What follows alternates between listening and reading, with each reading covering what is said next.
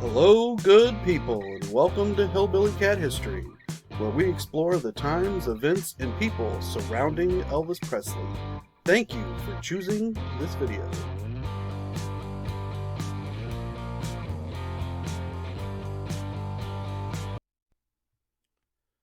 From chambray shirts to rock and roll, Gladys Presley's first days in Tupelo.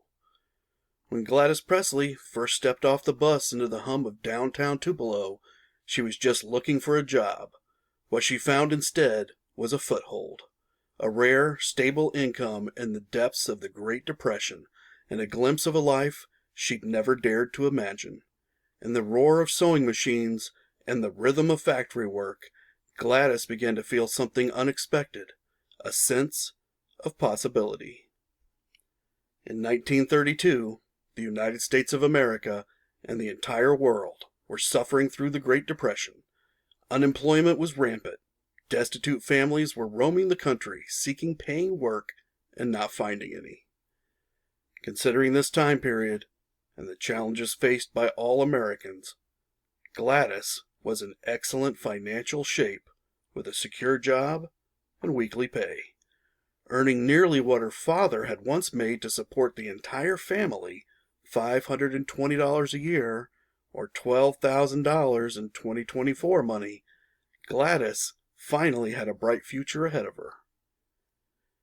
Gladys, for the first time in her life, had the financial means to make significant purchases. At this time, a brand new Ford Standard Coupe sold for about the same dollars Gladys was earning yearly. A two-bedroom house in Tupelo cost about $2,000, or 4 times Gladys's annual wages. With judicious use of credit and strong budgeting skills, Gladys might have been able to purchase these items, a thought undreamed just the previous year. Tupelo was a very different place than the rural farms and the small communities in which Gladys had spent her life. The city was large, with lots of people. In addition to the Tupelo Garment Company and the associated mill industry which produced the cloth sewn by Gladys, the city boasted a brick and tile manufacturer, 2 sawmills, multiple banks, the Tupelo Fertilizer Factory, and McLaren's Ice Cream Company. The city was bursting with business and financial opportunities.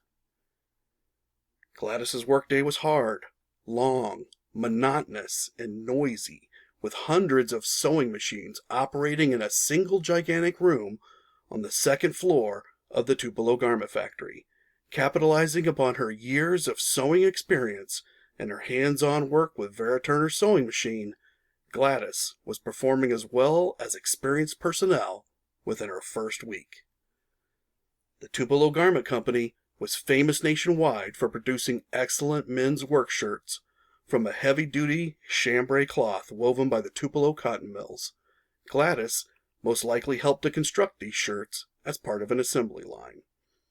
One sewing machine operator would sew cuffs, another seams to create the arms, another the collar to the shirt, another the arms to the shirt, and so on until the shirts were complete.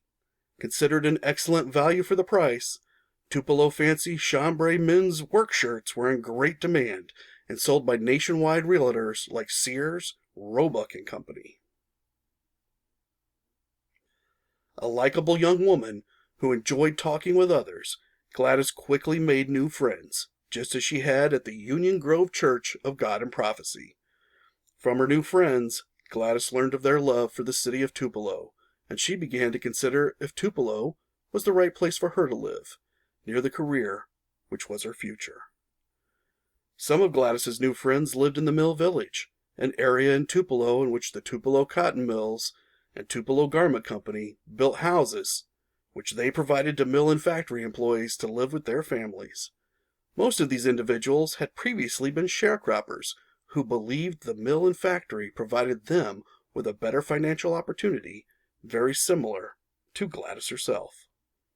Other friends lived in East Tupelo, where the poorest of the city lived in small houses, almost exactly the same as the shacks Gladys grew up in, but close enough to each other to create a neighborhood, something Gladys had never before experienced. Gladys fell in love. Tupelo was right for her. But Gladys's heart was entirely in the city. Not yet. Each evening, after long hours at the factory, she returned by bus to her family's rural home, where her ailing mother and her younger siblings still lived in grinding poverty. The distance between her paycheck and their reality was growing harder to bear. And so, with a mix of courage, duty, and hope, Gladys began making plans not just for herself, but for all of them. It was time to bring the family to Tupelo. If you are looking for a good Elvis book to read, why not check out the Hillbilly Cat Library review of Jerry Hopkins' first work about the king, Elvis, a biography. You can learn about the book and the Hillbilly Cat History Library book rating system at the same time. Available on YouTube and WordPress. Don't miss the next episode. Subscribe today. Thank you for joining Hillbilly Cat History as we explored this piece of the Elvis Presley puzzle. Stop on by anytime so we can chat again.